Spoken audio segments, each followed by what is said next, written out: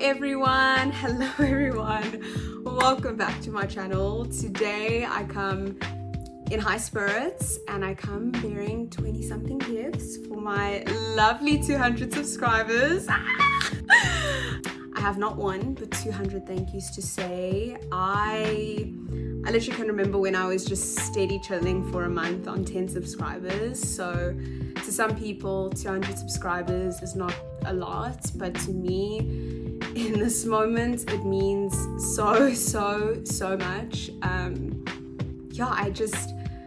I kind of can conceive it, but I kind of can't. We're veering into that territory of like not being able to conceive of 200 people watching me. But I see you all, I really do. I see you guys engaging, liking, posting, commenting, sharing.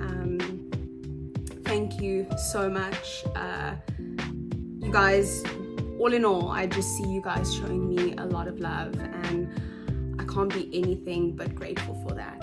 This is obviously, definitely a mini milestone for me. I just want to thank you all for being a part of this, whole creative self-development, self-actualizing journey with me. I want to thank you guys for the love that you have shown me, not only in my previous video, the power of writing, but I truly do thank those first subscribers, people who were tuning in on my first video, my mom, my best friends, my boyfriend, my family members. Thank you so much. It's really, I don't know, like it's making me so happy that this is really growing into sort of a community, a mini community. For the past year, creating videos and expressing myself has really been something that has, this is going to sound dramatic, but has changed my life, to be quite honest, for the better. Waking up and being like, oh, I have an idea, let me materialize this, let me actualize this idea, let me work with my creativity, is definitely fulfilling, but knowing that those efforts are not all in vain anymore, that I get to share my creativity and my work and whatever I'm doing, my ideas with people, and being able to inspire people, educate people, entertain people is so fulfilling. It's so invaluable to me, and once again I have to thank you for the love and support. So to celebrate this mini milestone and to pay homage to my 100 movie recommendation video, which was actually the first time I used CapCut on my laptop, not on my phone, to edit a video for YouTube, and I've come a long way since then. I want to, and I'm going to be sharing my top 20 something favorite series of all fucking time to date with you guys today, and I'm also going to rank them because I want you guys to argue with me in the comment section below, and I will also be giving you guys a quick synopsis of each TV series, and why I love these shows and why I think you'll adore them too. You guys, never mind crack, okay? These shows had me hooked. Side effects of watching these TV shows include, but are not limited to, personality changes, spiritual awakenings, gagging, gasping for your life, never shutting up about said show, character enmeshment, sleepless nights, falling down rabbit holes, mental breakdowns, uncontrollable laughter, and pure escapism. So if that sounds like your cup of tea, you have been warned. Okay, so let me explain how my tier list works essentially, or how this video is going to go down. So I will not be recommending, or you will not find a series on this tier list that I personally would not award a Grammy, in my humble personal opinion. So this tier list is biased in that sense, and I of course wanted to give you guys the best of the best. So instead, you can use this tier list as a sort of guide to pick and choose the type of series that you want, depending on the the mood you're in and the level at which you want to lose yourself or dissociate for a year. Because yes, for me, the D tier and the S tier both have my favorite series of all time. However, what divides these two categories, or like it's sort of like a spectrum, I'd say, is how captivated, how enthralled I felt while watching the specific series. So obviously I judge a series based on, how good was the plot, the storyline, the cinematography, the genre, the cast, the soundtrack, the script writing, the costume design, and the general aesthetics of the show. But to be the best of the best is determined by how, and excuse my vulgarity, but how hard I am thrust into the specific cinematic universe of said show. So, to ensure that everyone is happy, I have something for my extreme escapists who want to lose themselves in a series. I have something for my casual weekend watchers, and I have something for those of you who are like in between. So I'll explain each category as we go along. I'll do my absolute best not to be verbose, as we have a few series to run through. And yeah, I kind of want you guys to, I want to leave a little bit of mystery. This will be a spoiler-free zone. I want to leave a little bit of mystery because I want you guys to personally go fuck around and find out for yourself. I'm done wasting time. Now let's get into it.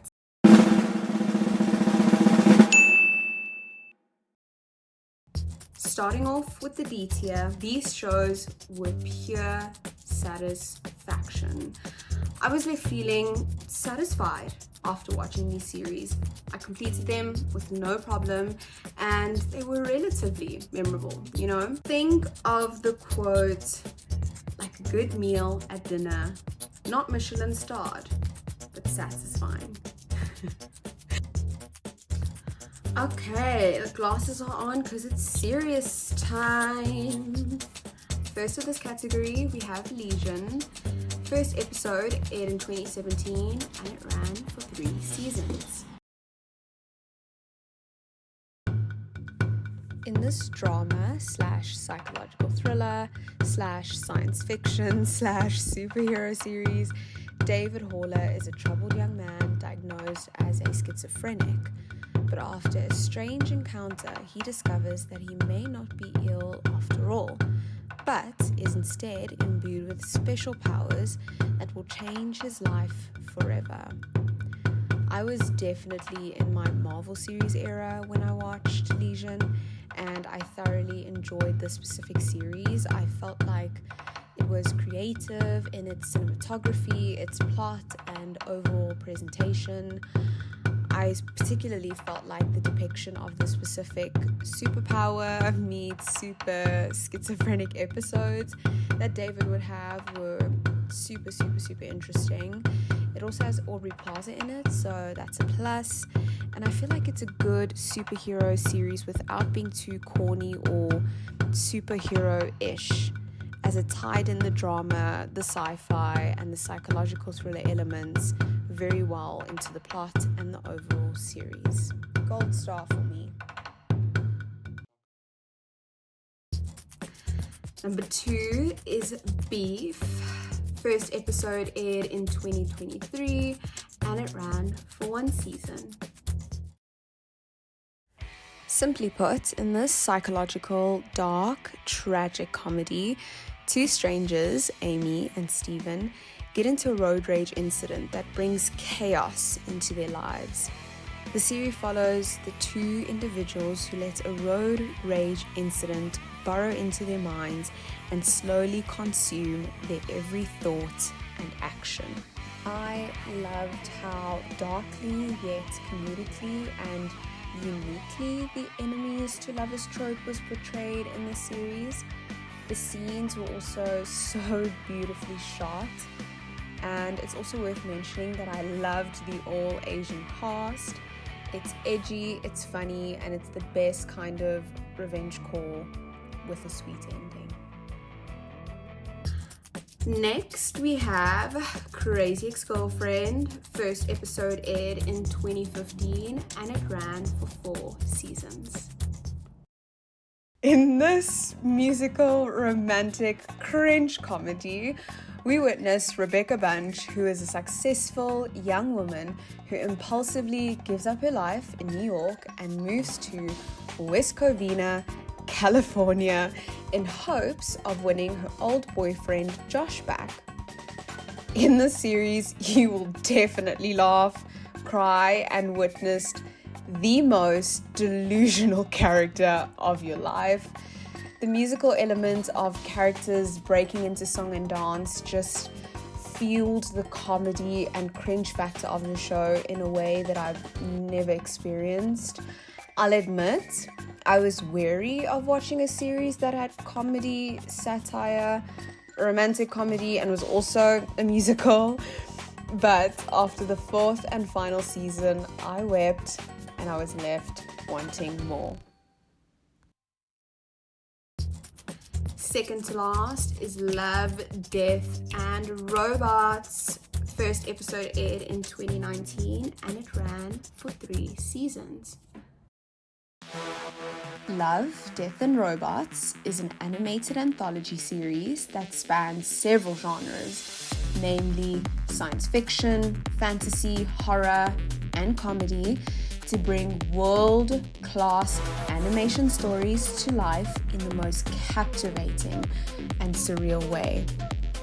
Ice Age, Fish Night, Shapeshifters, 3 Robots, Jabaro, Bad Traveling, and the very pulse of the machine are my honorable, memorable, and remarkable favorite episodes of this entire series. If you were ever wary of animations, anthology, and honestly everything in between, Love, Death, and Robots is a fucking game changer and truly a third eye opener. Last but not least is Behind Her Eyes. It aired in 2021 and it ran for 2 seasons. In this psychological thriller meets supernatural fiction, a single mother, Louise, enters a world of twisted mind games when she begins an affair with her psychiatrist boss while secretly befriending his mysterious wife. Ladies be warned, I was very interested in the world of dreams, lucid dreaming, alternate realities, abnormal psychology when this show aired, so without saying too much, this show definitely frightened yet fueled that interest. Consider having the lights on when you watch this show. Behind Her Eyes is twisted, dark, dramatic, and has a shocking ending. There are definitely eerie and jumpy moments, so if and when you decide to watch this show, know you are in for a crazy ride.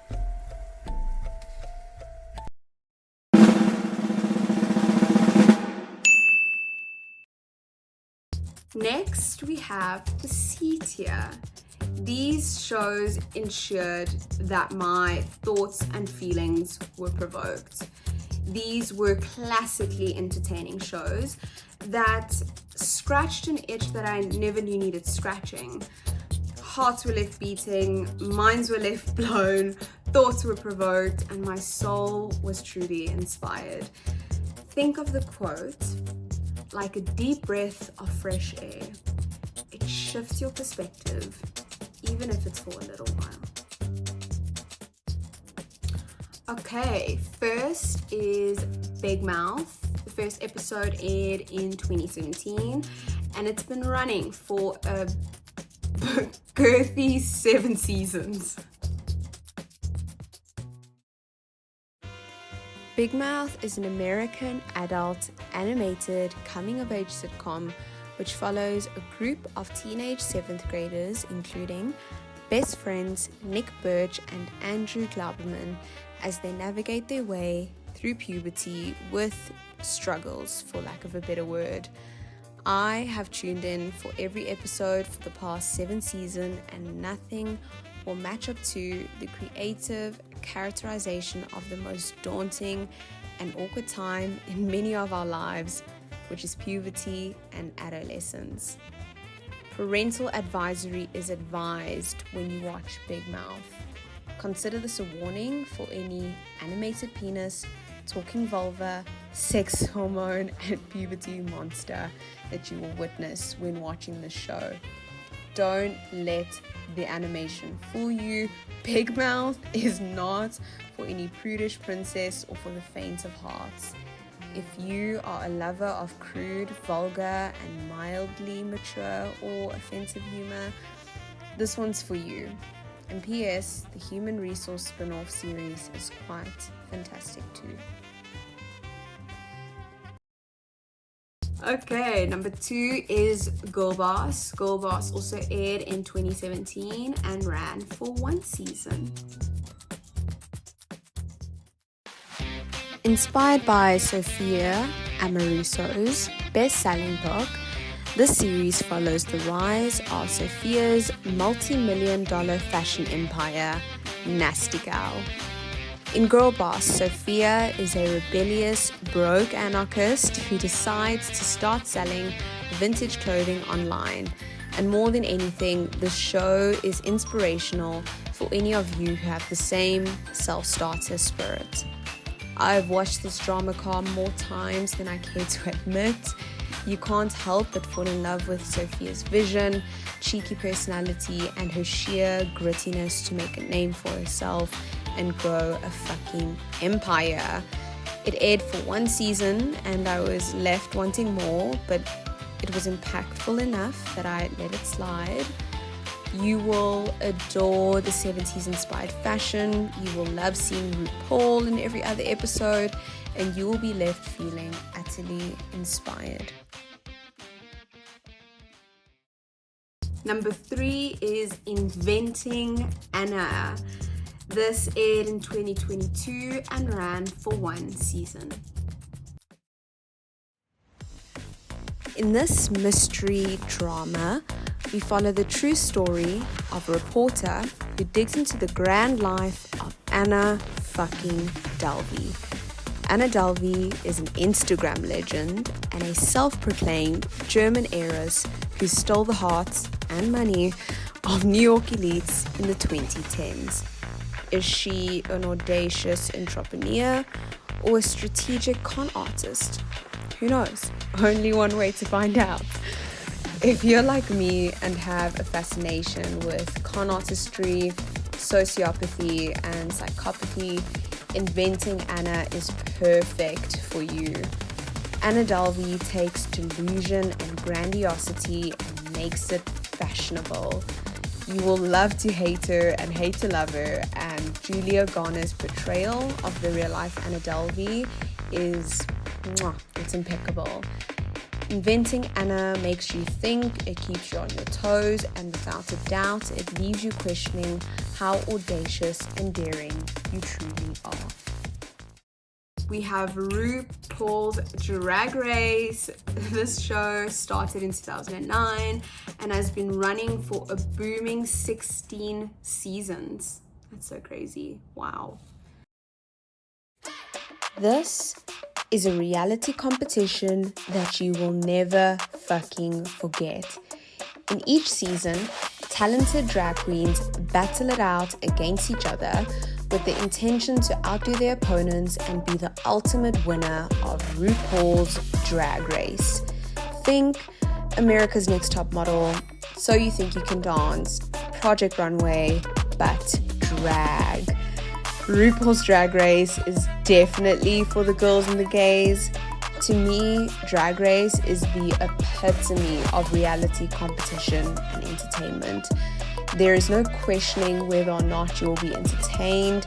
Every minute of every episode is serving looks, entertainment, camp, high fashion, celebrity judges, talent, nerve, drama, suspense, and every queen has a way of evoking something creatively latent within you. For many mornings, I have watched RuPaul's Drag Race to inspire me before I get on with my day. And like me, you will never regret tuning in. Last but not least, we have the OA. The OA first aired in 2006 and ran for 2 seasons. In this mystery drama meets sci-fi supernatural fantasy, Prairie Johnson, a young woman who not only miraculously returns home after a 7-year disappearance, but also returns with mysterious new abilities and recruits 5 strangers for a secret mission. The OA screams meta.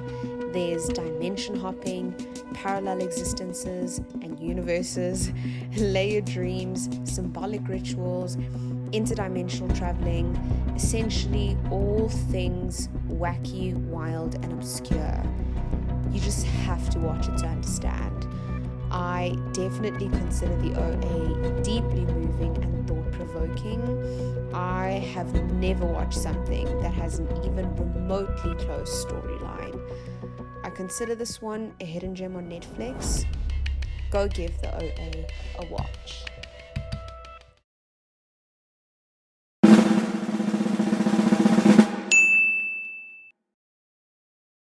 Moving on swiftly to the B tier. Now we are definitely in the, oh my god, have you seen this category. We are definitely veering into the more cult favorites, popcorn munching, text your friend immediately kind of series. These shows are undeniably and definitely binge-worthy material. I was often very excited to watch the next episode, and I felt a sense of elevation and a need to share and talk about them openly and recommend them to friends and family. Think of the phrase, the TV equivalent of falling in love at first sight.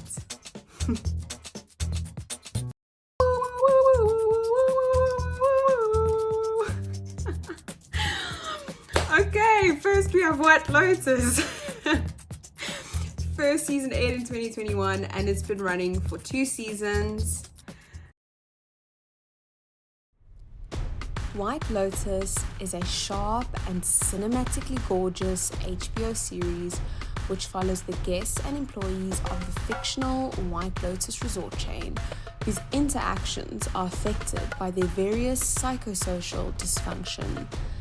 White Lotus has elements of analyzing class and privilege with doses of eat/laugh at the rich core in the best way imaginable.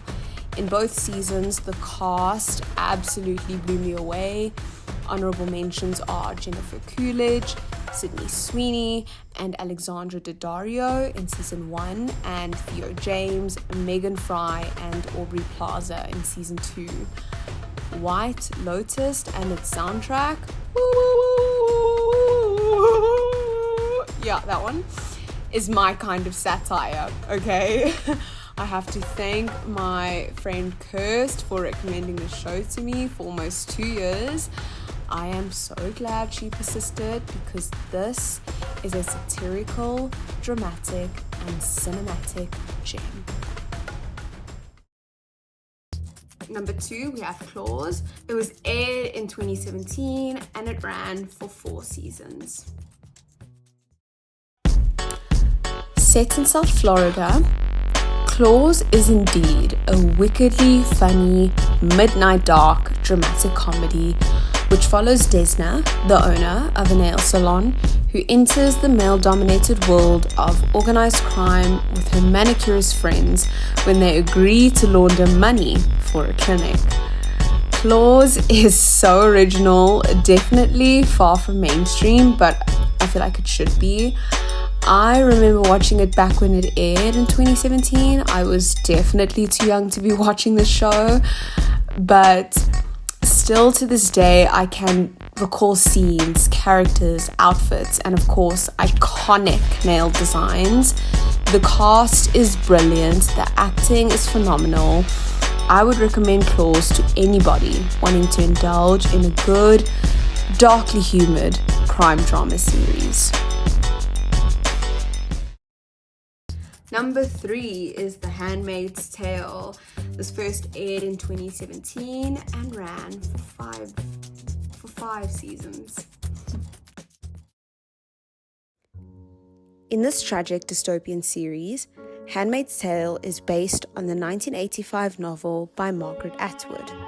Set in Gilead, a totalitarian society in what used to be part of the United States, June, a fertile woman, lives as a concubine to a Gileadian officer and his wife. While she is forced to agree to their oppressive, strict rules and conditions, she hopes to be free and reunited with her family. I think The Handmaid's Tale is the most riveting, the deepest, tragic, at times very dark, very bleak, violent, psychologically horrifying, and grimly relevant series that I have ever watched. Handmaid's Tale is so blatant and obvious with the message and the commentary it's trying to convey. I began watching this when I was a little bit too young, and I'm actually yet to finish the last season because, full disclosure, I couldn't handle it when I first watched it. At the time, it was too real and heavy for me, but I think Handmaid's Tale is realism at its finest. It's heavy. The acting is heavy, the scenes are heavy, the storyline is heavy. I think a truly mature audience is required for the show, but nonetheless, Handmaid's Tale is a feminist swan song that I think everyone should watch.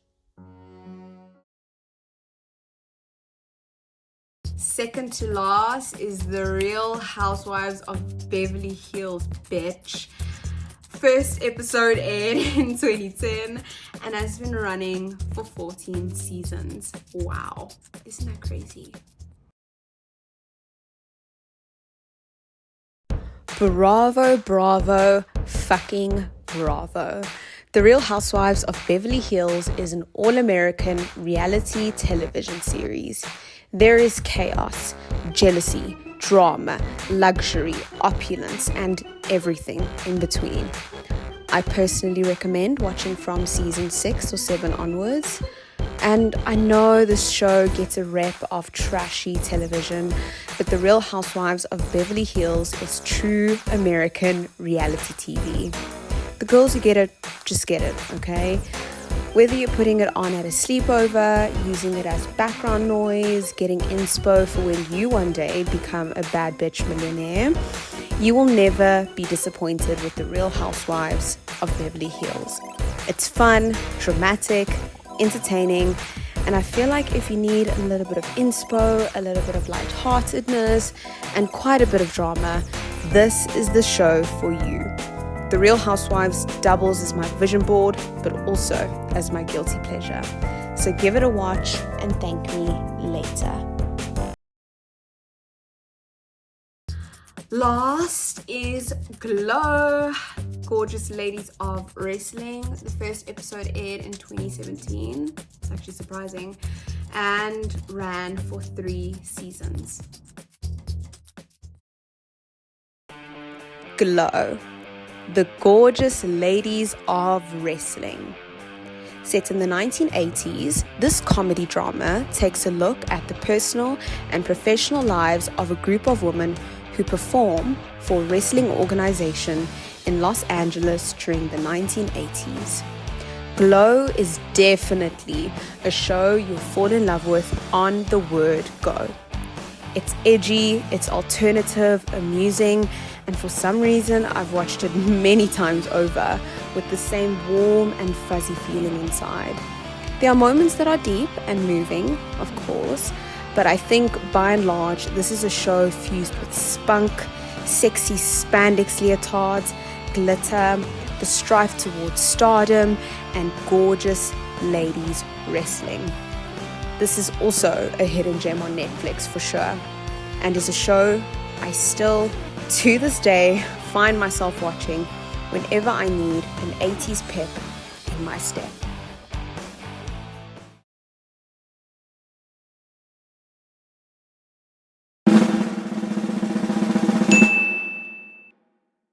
Moving on swiftly to the 8th year. We're finally here, you guys.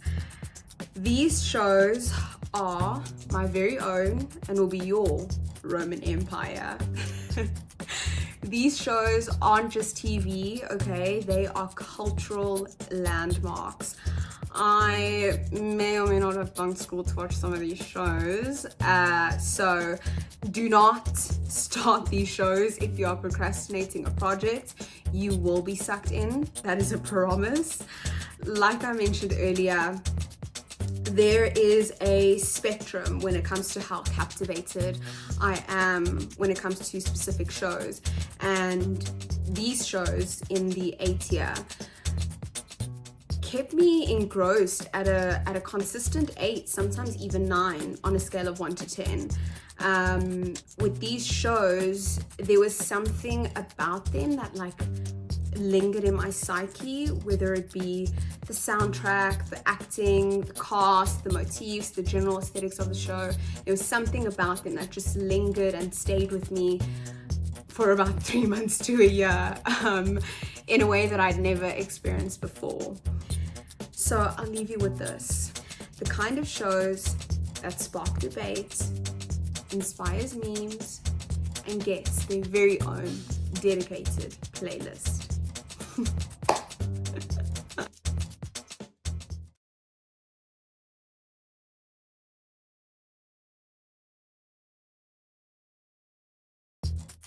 Oh, this is so fun. Okay, we have Fleabag as the first.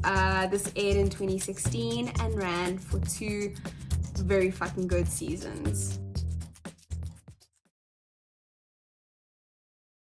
Created, written and starring Phoebe Waller-Bridge, in this British comedy drama television series, a dry-witted woman known only as Fleabag navigates life and love in London while trying to cope with loss, shame and turmoil.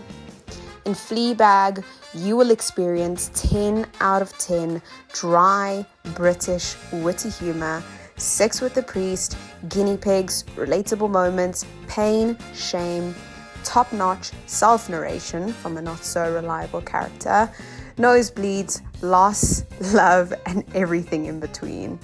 And all of this is jam-packed into episodes no longer than 25 minutes on average. Fleabag was secretly and literally my wallpaper for a while. That's how much I adored the show. The success, memification, and aestheticization of the show speaks for itself. I feel like no matter who you are, an angsty Gen Z or an annoying millennial, Fleabag is a comedy drama you just won't shut up about. Next is Chaos. This aired in 2024 and it's still continuing, best believe, but it only has 1 season for now. Chaos is a darkly comedic and contemporary reimagining of Greek mythology, exploring themes of gender politics, power, and life in the underworld. It revolves around 3 humans as they discover their common connection to each other and a prophecy while dealing with the corrupt and arrogant gods of Greek and Roman mythology. Hand on my heart, I'll be the first to say that I'm biased because I love Greek and Roman mythology. I know too much about the gods, okay? I, however, feel that the modern reimagining of the gods and Greco-Roman mythology in Chaos will appeal to anyone. I promise you don't need to know the difference between Apollo and Artemis. The use of Greek mythology simply serves as a creative storyline for the show. The creativity in the scenes depicting the highly saturated world of Olympus, the normal toned earth, and the grey-scaled underworld is so captivating and so good. This has been my most recent watch, and the score, the scenes, the modern day iterations of the imperfect gods was exactly what I needed. Chaos is one of my top series of the year. I know you'll love it. Number 3 is Undone. This aired in 2019 and ran for 2 seasons. In this animated, psychological, mystery/fantasy, slightly comedic drama, 28-year-old Alma nearly dies in a car accident, and when she survives, she finds that she has a new relationship with time. And also, she develops this newfound relationship to find out the truth about her father's death. If anything, Undone is an outer-worldly visual masterpiece. It was actually my first introduction to rotoscope animation, and just seeing how cinematically animation is such a useful technique and tool in being able to portray abstract concepts and ideas that wouldn't be able to be portrayed otherwise. The show itself and the storyline is a trip and a half. Undone goes into things like psychosis, schizophrenia, warped realities, time bending, multiple realities, and I remember watching it and feeling like it was so eerily familiar, uncanny, and disorienting in a good way, of course. I watched Undone like 4 years ago, burned through the series, and was mind blown, and I'm certain you'll be mind blown too. Next, we have How I Met Your Mother. This started in 2005 and aired for 9 fantastic seasons. In this early 2000s sitcom, Ted Mosby, an architect, recounts to his children the events that led him to meet their mother, and his journey of the love and loss he experiences along the way is made more eventful by the presence of his friends Lily, Marshall, Robin, and Barney. This is and will be my favorite sitcom of all time. Miss me with that Friends bullshit. Miss me. How I Met Your Mother is my favorite. How I Met Your Mother is the type of sitcom where you can put on any episode on any season and feel like you haven't missed a thing. I am 100% sentimental because I've literally Googled the star signs of all the characters. Oh my God. But no, this show has pulled me out of the depths of misery, to be quite honest. I have watched it so many times. I can recall scenes, seasons, and celebrity guest appearances. Shout out Britney Spears. It screams mid-2000s to early 2010s. I feel like it's wrapped up in this warm, nostalgic blanket. You fall in love with the characters no matter how insufferable they are, and the jokes and the storyline will captivate you no matter how ridiculous. And although there are sad moments, by and large, this is a feel-good show that will make a home in your heart. Last but not least, The Idol. This aired in 2023 and ran for 1 season. I think there's going to be another season as well. In this A24 meets HBO risque drama, Jocelyn, an aspiring pop star, after a nervous breakdown, resumes on her journey to becoming the greatest pop star in the USA. And then she meets Tedros, a contemporary cult leader. Listen, I know the views on this series were very polarizing, but I'm a polarizing bitch and I loved The Idol.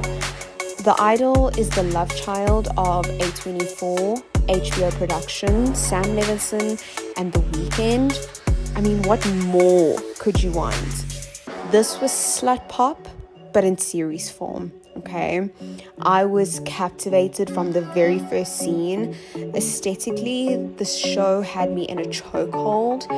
The obscureness of the storyline, the outlandish scenes, the sleaziness, the sexiness, the exploration of topics and themes, the darkness surrounding addiction, fame, stardom, and Hollywood. I couldn't get enough.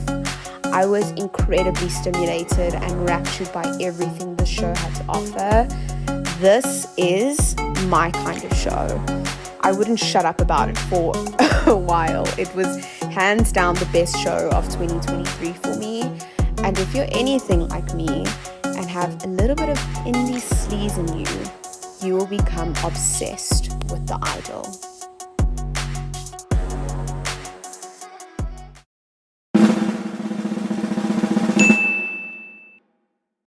Last but not least, we have made it to the S tier. These are masterpieces I am taking to the grave, you guys. These shows are so iconic. They are, to me, in my honest opinion, the pinnacle of life-changing TV. These shows have rewired my brain chemistry, become the essence of my DNA, shaped my identity. I know that sounds dramatic, but I'm so fucking serious and I mean it sincerely. You won't just watch these shows, you'll become them. They have a way of engulfing you into their cinematic universe, okay? These shows are like nothing I've never seen before, hence why I am taking them with me to the afterlife, to the next life. I will leave you with this. Think of these TV shows like tattoos for your soul. Permanent, personal, and impossible to ignore. Standing in at number 1, we have Euphoria. Euphoria first aired in 2019 and ran for 2 seasons. I'm pretty sure there's going to be a third one.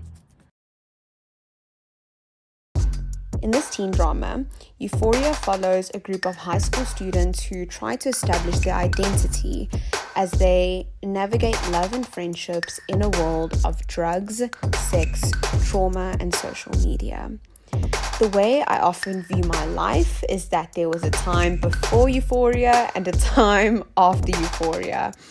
Much like The Idol, but with way more depth and psychological nuance and awareness, Euphoria explores topics like addiction, depression, peer pressure, and the coming of age obstacles with high schoolers amongst the most beautiful and aesthetically pleasing set and costume design, and with the most perfectly suited soundtrack and cinematically mouth-dropping scenes. Euphoria changed my life due to the fact that every other teen drama I watched before this was somewhat offbeat in its depiction of teenagehood, coming of age, and all the other topics I mentioned. Euphoria personally not only opened my eyes to ethereal eye makeup, but it made me view people with a nuanced and even sympathetic perspective, never really knowing behind the busy veil of high school and life what someone could actually be going through. If you haven't watched it already, be my guest and you'll be in for a treat.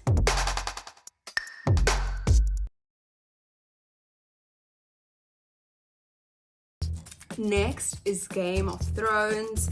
First episode aired in 2011 and it ran for 8 phenomenal seasons.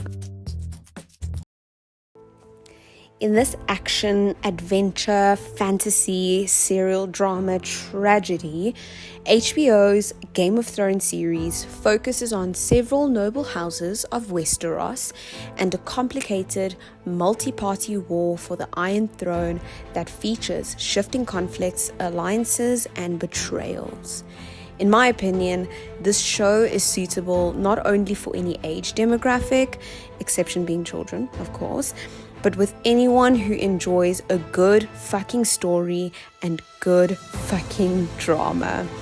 I watched Game of Thrones when I was slightly underage, but it was my first introduction to impeccable script writing, scenes with raging wars, an evolving cast, a story with a merciless and intense plot, and ultimately, this show was my first introduction to good fucking television.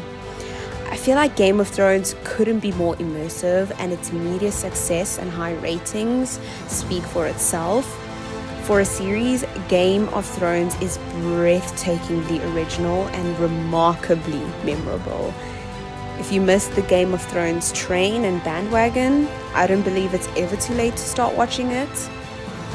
And I don't believe it's ever too late to watch what I consider HBO's magnum opus.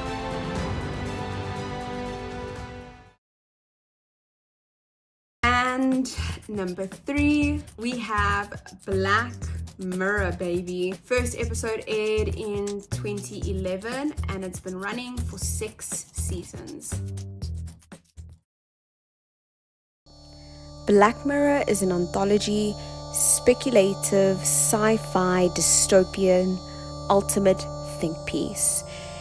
It almost always portrays an obtrusely dystopian future with several individuals who grapple with the manipulative effects of cutting-edge technology in their personal lives and behaviors. This show made me realize how much I love sci-fi and dystopian masterpieces. There are some episodes which feel like a dark foreshadowing of the future of humanity alongside technology. As an anthology, Black Mirror episodes are incredibly creative and unique in content, cast, and composition, and it leaves you, the audience, with an uncomfortable yet valuable lesson about the power of humanity over technology.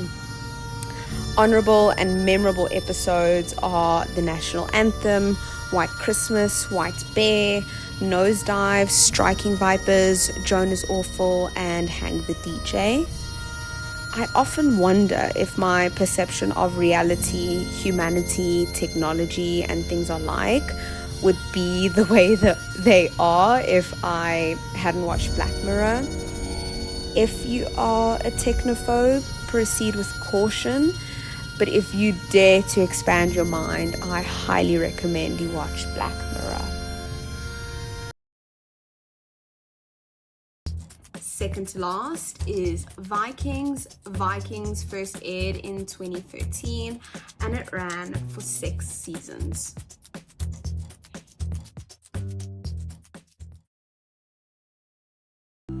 In this historical drama, Vikings transports us to the brutal and mysterious world of Ragnar Lothbrok, a Viking warrior and farmer who yearns to explore and raid the distant shores across the ocean.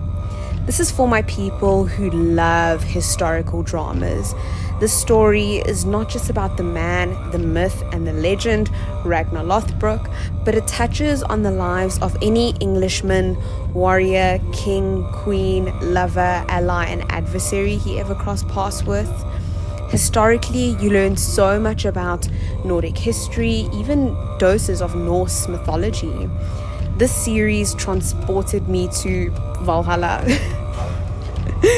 and the 800 CE every time I tuned in, and I was immensely captivated. 10 out of 10 fighting and war scenes, 10 out of 10 acting, 10 out of 10 character portrayals, and 10 out of 10 entertainment. Never again will you sleep on a historical drama after watching Vikings. You will watch it, you will love it, and you will wish it never ended.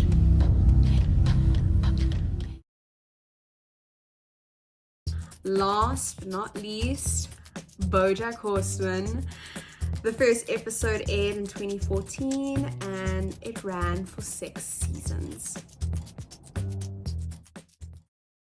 In this adult animation, the series follows BoJack Horseman, who was the star of the hit television show Horsing Around in the 80s and 90s, but is now a washed-up celebrity lost in a sea of self-loathing and booze and living in Hollywood.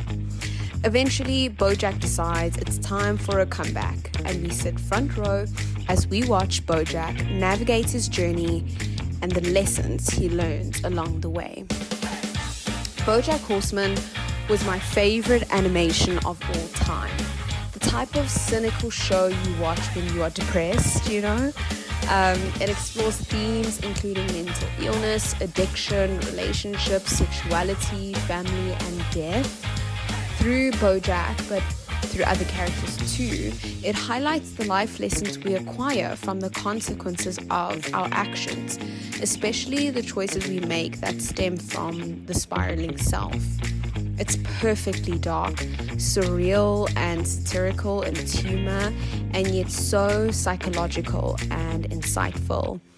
It's the type of show where each watch is an entirely different experience, and so for years BoJack Horseman has been one of the shows that keeps on giving. The animation is also so genius, as well as the anthropomorphism of various characters and the humor that it follows.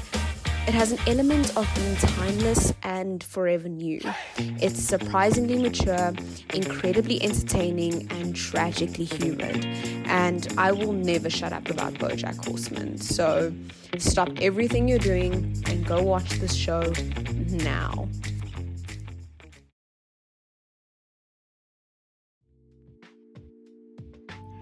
And we have made it to the end of the video. Woo! Thank you guys for watching. I hope you guys enjoyed this video as much as I have enjoyed filming it. Yeah, let me know what you guys think about the tier list, and also let me know if you guys have any TV series recommendations for me in the comment section below. Yeah, I just want to once again say thank you to the old and the new subscribers. I love you guys and I appreciate you guys so much. And yeah, I will see you all very, very soon in the next video. Mwah. Bye. Guys, you know, ChatGPT actually helped me out with a lot of these quotes. So if I do sound like a fucking robot, just bear with me, okay? Literally bear with it. Like, just keep it going. Okay.